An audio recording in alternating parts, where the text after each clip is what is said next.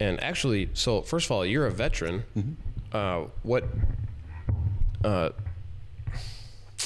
Where'd you serve? So I was in the Minnesota Army National Guard. Okay. I used to fly the UAVs, the RQ-7 Bravo.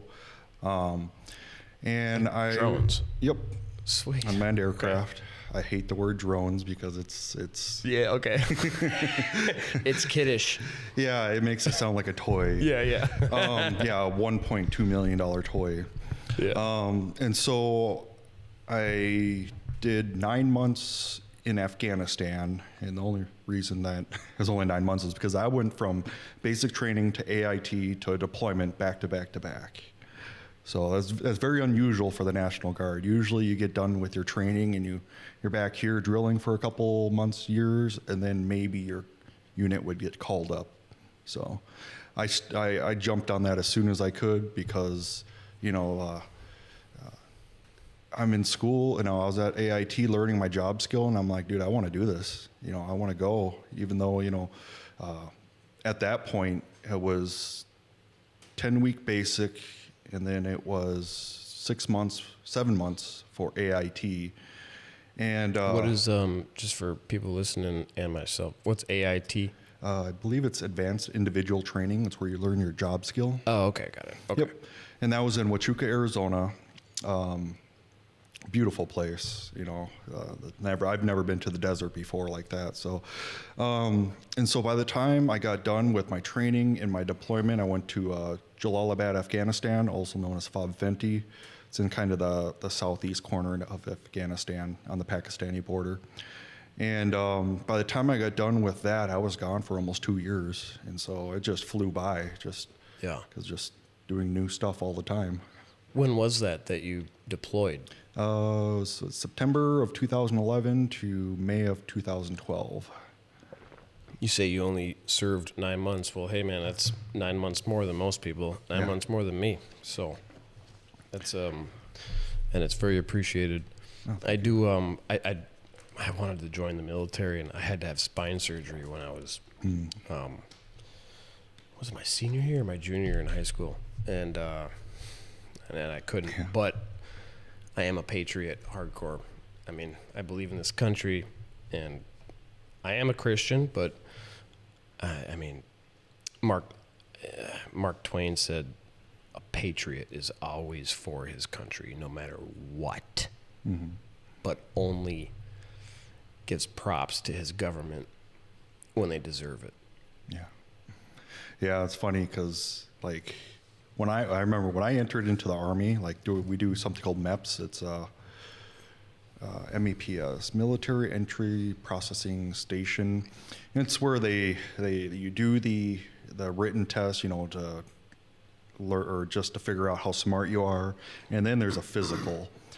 And man, they want to catch you on anything. And I don't know if you've seen that meme, or if you want to enter the military and time when it's not war, it's like, Captain America. But then when you go to war, you see, Gomer Pyles, like they're allowing anybody to get in. So when I was entering into the military, they grilled me because I told them, like, oh, nope, nothing wrong with me. I'm a perfect person. And they let me into the Army. Damn.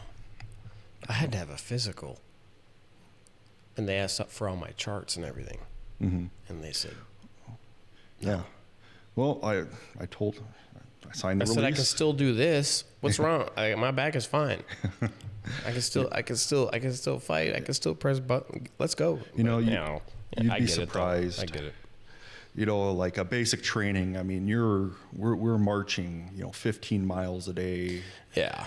Or excuse me, marches and stuff like that. And like how many people, live a sedentary life now. And so like shin splints like crazy and whatnot. And so, I mean, I get it. The Army, if you get hurt in basic training, the VA has to take care of you for the rest of your life. Yeah. And so I get it. And it's a large investment too. And I wasn't trying to, make fun of it. I totally understand that there's a lot of work that goes into it, and you have to earn it. I totally get it. I was kind of more making a joke. Yeah, no. But I wish there's really dumb stuff that they make, that they would fail people for, and I'm like, why turn people down when you got a lot of people that want to go in? So yeah, I don't blame you. Yeah. So first of all, this is the first time that we've met in person, just so everyone knows. And I put a kind of a tongue-in-cheek post on Facebook just with my flyer. I think people are so easily offended these days. And, I said on this, I posted this, and I posted it as myself. And some people were like, why are you talking for a third person? Why are you speaking about yourself in the third person? Because I posted it, my own campaign flyer, under my own name, and I was like, oh my God, does anyone know this guy? He's for America. He's for our community. Weird. I said something goofy about it, and some people were, bashing me here and there, and I'm like, if you actually knew me and you knew my humor, you might actually kind of appreciate it, because I believe in talking with people, and part of my job, basically all day long, I am on the phone and doing emails, and I am managing risk. I am keeping tempers calm on each side. I am trying to figure out solutions for each thing. I'm trying to make deals work out, and I know how things work at the Capitol, and I think just a little more, get off of your damn high horse. Like, we've all made mistakes. We've all said dumb stuff. At the end of the day, I want what's best for Shakopee. And I got people just bashing me about Trump and this and that and this and that. I'm thinking, okay, say what you want about Trump. I don't care. Nothing that I'm doing has anything to do with Trump.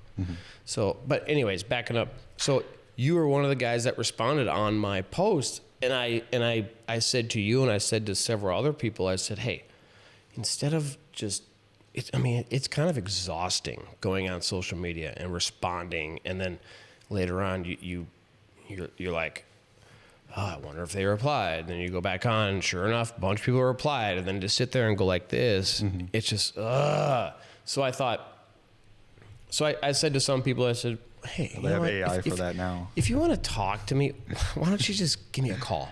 If you want to actually discuss this, let's just give me a call. And one gal was like, no, I don't think there's anything wrong with a public discussion. I said, I'm not saying that there's anything wrong with a public discussion either. But for me to have to tighten up an entire conversation into 2 sentences on social media, that's not doing anything justice. And then I started saying, hey, why don't we just sit down and talk about it? And I got this little kind of a podcast set up type of thing, and you were literally the only one that said, yeah, I'll do it. And I was like, oh my God, there's someone out there willing to have a freaking conversation. Even if we don't agree on something, that's okay. Why can't we talk about things anymore? Yeah. I don't get it. Maybe I don't know. And it's stressful, because why would anyone want to do a job like this? Because of how fucking toxic this is. Yeah. I can only imagine what it's like to be a representative. Let me ask you this. Have you ever thought about running? I've thought about running possibly on like the libertarian side of things, but it's that I got to make a decision if I want to be a public figure, and I haven't gone over that hurdle yet. I actually, I kind of go out of my way not to be, like I lock down my profile, and I purposely, I got a VPN at home, just the little stuff, Yeah. So I got to figure out if I ever want to be a public figure. Yeah, I think with the VPN stuff and privacy. I think these days, I don't know if it really even matters. I think everyone has, if they want it, they got access. I mean, at least government-wise, they do. Somewhat. But so, because Congress, well, it's kind of a tangent, but yes and no. I think that they have the capability, but they've had their PP slapped a couple times. The NSA has got slapped a couple times because they were collecting mass information, and Congress said no. So, and I don't think it would be admissible in court either, just because it is really not what the NSA was supposed to be doing. They're supposed to be monitoring outside threats, communicating in here, not the people. yeah, So, this data gathering and intelligence stuff is, I mean, if it's like, I have some problems in my past, genuine, like real. I've been through some real shit in my life, and I grew up a good kid. I played sports and I got good grades and all this stuff, and then after that spine surgery, man, I took my life I lost everything because I got addicted to opioids, and I don't know if you saw that whole story that I put up previously, but that's another reason why I'm running, is because of this whole fentanyl thing, because I have a connection with this opioid epidemic, and that's what this tattoo is all about. Luckily, it's in May, it'll be 12 years in the past, but I mean, it's not even an addiction. It's a freaking curse. It is so powerful. You're screwed. And back then, I thought it was only 1% of the people addicted got out. Thank God. I mean, fentanyl wasn't around back then, but it is now. And I would imagine that it's probably even less than 1% of the people that get addicted actually make it out. While this disease is killing more people than COVID, cancer, car accidents, drownings, all combined. It's ridiculous. And we're not doing shit about it. So, I was making a point about that. Damn it. Sorry, Eric. I was going to reconnect it. Making mistakes and So I say that because I think too often these days everyone wants someone that's a squeaky clean, perfect person to run for office. Well, if you're squeaky clean and perfect and you've never gotten your hands dirty, why the hell would you want all of that exposure? Why would you even want to? If you're a really good businessman and this and that, why would you want to do that? But I don't know. I feel like democracy is about communities coming together and that know each other, and they all say, hey, I say John should run. I think Eric should run. Okay, I think Peter should run. I think Aaron, whoever should run. And you all take a vote. That's what it is. And then whoever wins the vote, okay, we're all going to get behind him. We trust this guy to take what we need done in our community to the legislature. We trust him. So go. Okay, good. I'm going to go.